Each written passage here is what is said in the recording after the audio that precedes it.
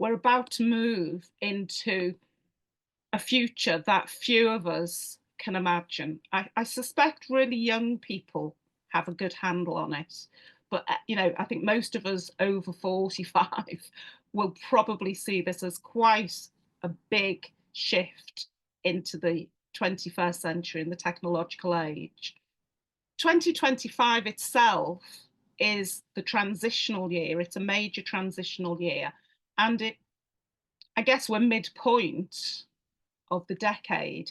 So, we got to 2012, 2013, and astrologers and futurologists began to talk about what the 2020s would be about and what they would be for. Well, we're midway through it now, and now off we go into the future.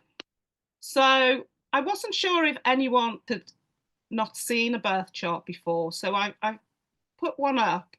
It's not the birth of a person per se that I know, but it is the birth of the birth chart of the inauguration on January the 20th, 2025. So I've put that up, first of all, so that if any of you have not seen a birth chart before, this is what I work with. These are the symbols. This is the map that I use to talk with my clients about their place in the universe, really, about who they are, what their potential is, what they've done with it so far, where they're taking it, and how they might get there.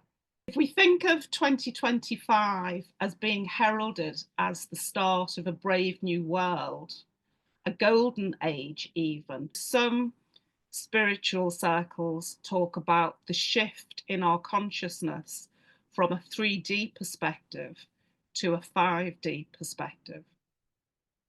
And it's a really important time on Earth because, as we know, with the climate emergency, it's a time now when that 5D wisdom is really important, both for appreciating what the Earth needs, but also for us all to understand that we're more than just human bodies, that we have a spiritual dimension too.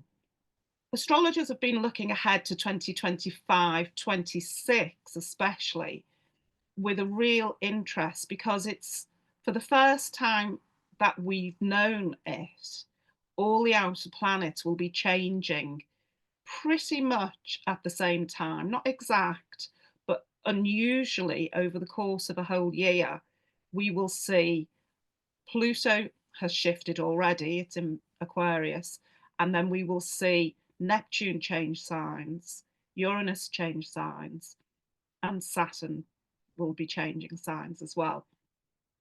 And they will kind of run in tandem as well. And that's what makes it even more interesting in terms of if the outer planets are about how we increase the consciousness in the world, then there seems to be something about here and now that's talking about it's going to be a massive acceleration.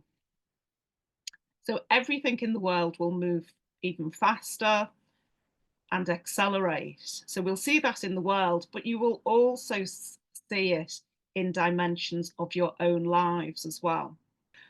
It will apply to everyone, but for some people, it will be a bit more accentuated because they've got their sun in that sign, or they've got their moon in that sign, or they've got the rising sign. So don't think, oh, well, I haven't got any planet in Aries or whatever. You've still got that sign. It's still in a house in your chart.